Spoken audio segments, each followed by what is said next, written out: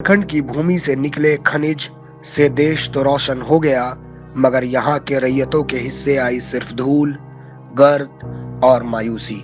वर्षों से अपने जमीन से बेदखल हुए रैयत मुआवजे, नियुक्ति और उचित स्वास्थ्य सेवा जैसे मूलभूत सुविधाओं के लिए कई दफ्तरों और अदालतों का चक्कर काट काट कर उम्मीद खोते जा रहे थे। दशकों तक देश की अर्थव्यवस्था और विकास के हित में अपना सब कुछ समर्पित कर देने वाले झारखंड के इन रैयतों की समस्या सुनने के लिए व्यवस्था निर्धारित कराना क्षेत्र के लोगों के लिए एक बड़ी चुनौती बन चुकी थी। पर आजसू के वरीय उपाध्यक्ष एवं गिरिडीह सांसद श्री चंद्र प्रकाश चौधरी जी के सशक्त नेतृत्व में आजसू के कार्यकर्ता इस चुनौती से सीधा टक्कर लेने को तैयार थे। जो सोचा नहीं था किसी ने, वो कर दिखाया हमने। आजसू पार्टी के वरीय उपाध्यक्ष चंद्र प्रकाश चौधरी का प्रयास लाया रंग। आजसू पार्टी के वरीय उपाध्यक्ष चंद्र प्रकाश चौधरी के अथक प्रयासों के बाद विस्थापितों को मिला न्याय। कोयला मंत्रालय ने भूमि अधिग्रहण के बाद मुआवजा भुगतान के मामलों के लिए ट्रिब्यूनल के गठन की दी मंजूरी। यह ऐतिहासिक जीत सिर्फ आजसू पार्टी की नहीं, बल्कि राज्य के लाखों विस्थापितों की है। उनकी आवाज बनने का मौका हमारे पार्टी और नेताओं को मिला है। ये आजसू पार्टी के संघर्षों और जनता के सहयोग व समर्थन से पूरा हो सका है। इस ट्रिब्यूनल के लिए आजसू पार्टी के वरीय उपाध्यक्ष चंद्र प्रकाश चौधरी जी ने सड़क से लेकर सदन तक आवाज बुलंद किया। फिर चाहे विस्थापितों के समर्थन में जन आंदोलन करना हो या चक्का जाम करना। गिरिडीह सांसद चंद्र प्रकाश चौधरी जी के इन्हीं जन आंदोलनों के बाद सीसीएल प्रबंधन को विस्थापितों के आगे झुकना पड़ा और विस्थापितों के संघर्ष में पहली बार उन्हें अपना पक्ष रखने के लिए कोल इंडिया के कोलकाता स्थित मुख्यालय बुलाया गया। सबसे बड़ा विषय कि ट्रिब्यूनल वाला जो हम लोगों का है, जो आज तक नहीं बना, जहाँ वो चिट्ठी चली है, अगला हफ्ता में जाके हम इमीडिएट और नेक्स्ट मीटिंग का एक डेट हम लोगों को आज ही दे दिया जाए।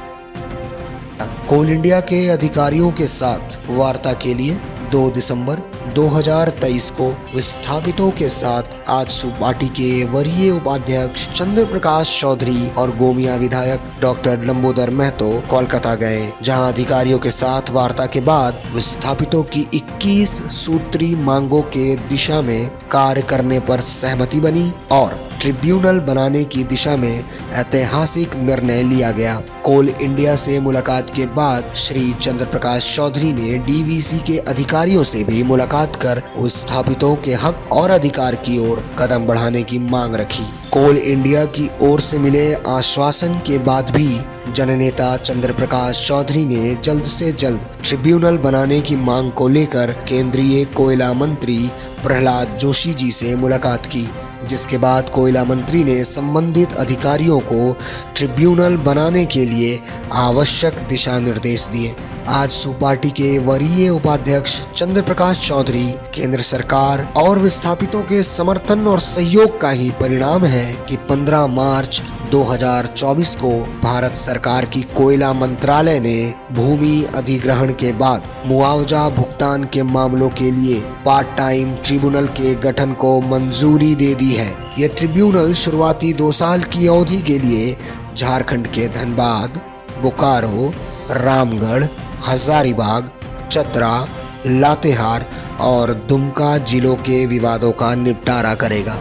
झारखंड के लाखों विस्थापितों की वर्षों पुरानी मांग को मूर्त रूप देते हुए ट्रिब्यूनल स्थापना के ऐतिहासिक निर्णय के लिए पार्टी के वरीय उपाध्यक्ष सह गिरिडीह के लोकप्रिय सांसद श्री चंद्र प्रकाश चौधरी विस्थापितों और सैकड़ों कार्यकर्ताओं को बधाई एवं आभार। आजसू पार्टी के द्वारा से वही रैयत को साथ में लड़ाई लड़ते आ रहा है, गरीब के पीछे लड़ाई लड़ते आ रहा है, वही लेके साथ गरीब को साथ में चलते आ रहा है। हम लोग के कोलवरी में बंदी हुआ, बंदी में सब कुछ में साथ देते आ रहा है। अब तो बीच में हम लोग के जैसे सांसद चौधरी लंबोदर महतो जी भी, इन लोग रैयत के बेटा है, रैयत के हाल समझता है, गरीब के दुखी के हाल इन लोग भी जानता है।